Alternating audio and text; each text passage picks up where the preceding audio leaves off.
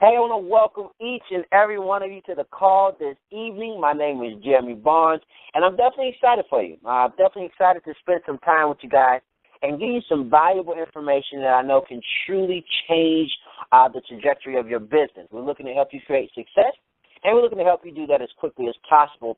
And so tonight, we're going to go over something called inviting. Inviting, when you're inviting individuals to take a look at your product, or try your product out, you're inviting individuals to possibly come to a business briefing, PBR, or a local business meeting. We want to show you and talk about how you can be extremely successful when inviting. And honestly, I want you to be clear on what your main goal is, just to start it off. Your entire goal when inviting, listen carefully, it's not to sell them on your business or your product.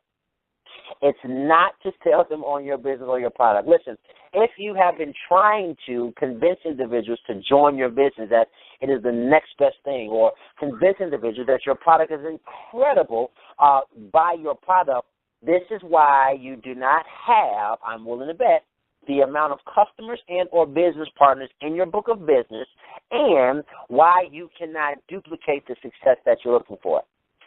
Because your job is not to, and your job is not to sell them on your business. Your goal is to simply collect a decision. You are what I call a professional decision collector. And the two choices are simple. Your prospect is either A, interested in hearing more about your offer, product, or service, or B, they are not. A or B. Just that simple. Now, if they are interested, you move them through the next step in your process. And we'll talk about that later. But if they're not, you simply ask for a referral, and we will talk about that as well. But whether they are interested or not, your entire objective is to select a decision. Now, when inviting, there are three rules you want to always abide by. Three rules you want to always abide by when inviting. Number one, be in a hurry. Now, this is not to suggest you talk fast or attempt to give them an entire business briefing in 30 seconds, right? This is simply to show precedence for you and your prospect's time, if you will. I mean, remember, the call is not of a social nature. You're there only to collect a decision. So you want to be in a hurry. Next, you want to show value. Understand, although your prospect may love you dearly, you can rest assured of knowing typically their first concern is what's in it for them. What's in it for me? Now, be crystal clear as to what they can possibly gain by moving forward to the next step in your process. And finally, you want to create a sense of urgency. Now, by taking the opportunity away, this is actually letting your prospect know that although there's an opportunity for them to be involved in your business, you don't need them in order to create your success. Again, they can have possibly the opportunity, but you don't need them. And the reason is because, listen, the market responds favorably to strength and confidence long before it does weakness and need. Again, the marketplace responds favorably to strength and confidence long before it does weakness and need. So you want to come from a position of strength. So again, when inviting, number one, be in a hurry, show value, and take it away. Now, as you invite, there are three types of people you'll encounter from three separate markets, and we'll talk about this later, but the three types of people are reds, greens, and blues. Again, if you're writing this down, three types of people you'll encounter: reds, greens, and blues. Now, what is a red? A red is simply a person that has created more success financially than you. Typically, they're the wealthiest people you know. You're doctors, lawyers, successful business owners, etc. Now, this is where you want to spend the majority of your time, mainly because they understand business. They understand business, they understand leveraged income, and they usually have a high level of influence and a strong work ethic and an incredible drive. So this is where you want to spend the majority of your time, with reds. The next group we have are your greens. Your greens. Now, this group is typically within the same income bracket as you. These are your peers, your coworkers. Typically, you guys look at each other as equals. These are your greens. And last, you have your blues. Now, this group of people are made up of individuals who look up to and admire you. They look up to you. Your little brother, your little sister maybe hasn't made as much money, that type of feel, right? They make less than you financially, and they can be easily influenced. Now, they are the easiest group to talk to, hands down. They're the easiest group to talk to. However, they typically don't understand business, and so as they can be easily swayed into the business, it usually won't take much for them to quit. So you want to make sure that you spend not as much time there, okay? Now, here's the deal. We've identified the 3 types of people we'll be looking to talk to, right? And we're clear on our objective. Remember, all we're looking to do is collect a decision. So there are 2 types of approaches when prospecting your list, okay? Number 1, you have a direct approach, and number 2, you have an indirect approach, and they are exactly what they sound like. Directly approaching someone about the opportunity in your business, and indirectly approaching. I'll give you an example of direct approach for starters. Let's say I'm talking to Sam. And Sam is a green. Sam's a green. Okay? Now, which means what? Peers, about the same amount financially. We respect each other. So I talk to Sam. I'll call Sam on the phone. Sam picks up. Hey, Sam, listen. Hey, how are you? Listen, this is Jeremy. Now, I'm actually about to hop on a conference call. Why? What does this do? I'm in a hurry, right? I don't have time to shuck around. I'm calling with a purpose.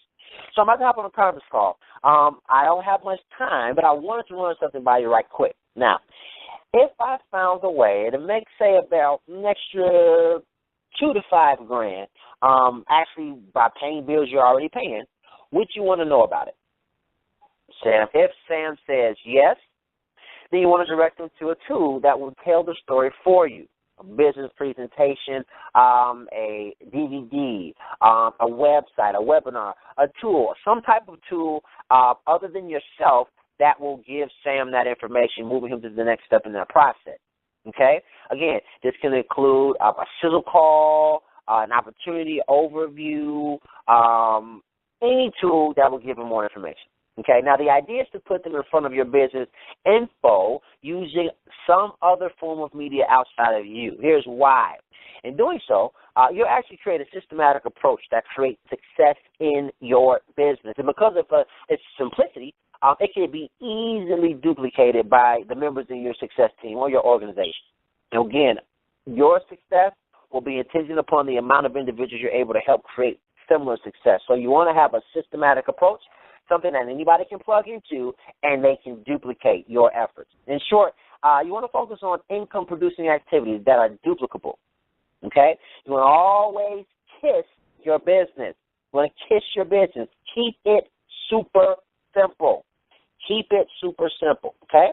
Now, by doing so, this creates a culture in your organization that will allow you to leverage not only your time, energy, and efforts, but those of your organizations as well. Each member on your success team will be well equipped to build their business, get this, outside of you.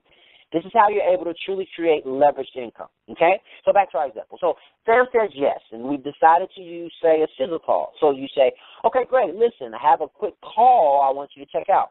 It's about 2 minutes, and it'll give you some more details. Now, if I were to give you the number and access code, would you listen to it today? Sam says yes. Okay, great. Now, the call is only about 2 minutes, so what time do you think you'll be able to check it out? Sam says, I can listen to it as soon as we hang up. Cool. You notice it's about 7 o'clock, and so you say, all right, great. I have a few more calls to make, but I can give you a call at, say, 7:20, and we'll move forward from there. Here's your number, 872-216-5552. All right? And here's the number again, and I'll give you a call. So what are we doing here? What we're doing is we're weeding out those that are not interested, and we're making sure that we're dealing with individuals that are worth our time as far as the business is concerned. We're prospecting, okay? And we're booking an appointment. And I want you to put a pin note on that because we will come back to that point. But what we're doing is we're booking an appointment. See, we're not going to hound Sam, okay? So we're not going to hound Sam. We've given Sam some information. We've set an appointment so Sam knows, and he's waiting and anticipating our call at that time. Most times, successful people will honor their appointments. And all we're doing is we're making sure that Sam is going to get on that phone when we call him back. If I were to do some A, would you do B? If I were to give you the number, Sam, would you call? Okay? Now, this is just an example, but the idea is to quickly take your prospect through the process so that you can collect a what? Decision. If Sam would have said no, you would have asked Sam, okay, cool. Who do you know that's looking to make an extra $5 to $6 grand per month?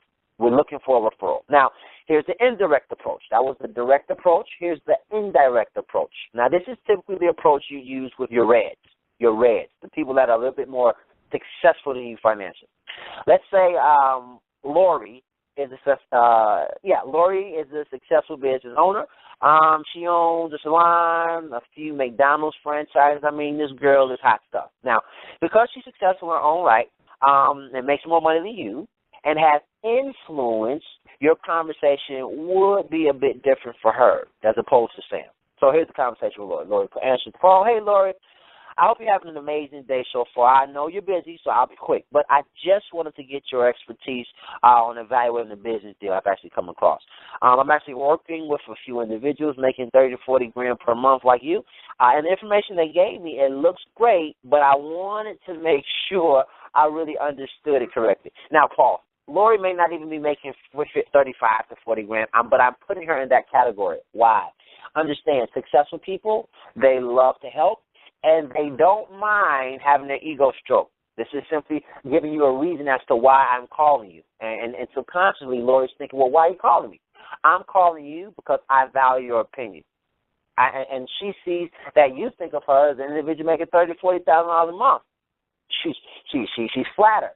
So, of course, most successful people, they want to help you out. They want to help you out. So, now, again, you let her know. Now, of course, they believe it's nothing short of amazing in the individuals that have shown me the opportunity. We're back on the call now.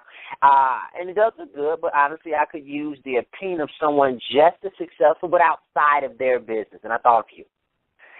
If you could help me out, Lori, that would be incredibly great. I definitely would appreciate that. And actually what I can do is I'll pay for lunch or coffee for us or something like that tomorrow. And Lori says, of course, no problem. I'd love to help you out. And we invite her to our business opportunity meeting. We put her on the front row and let the presenter do their thing. Simple.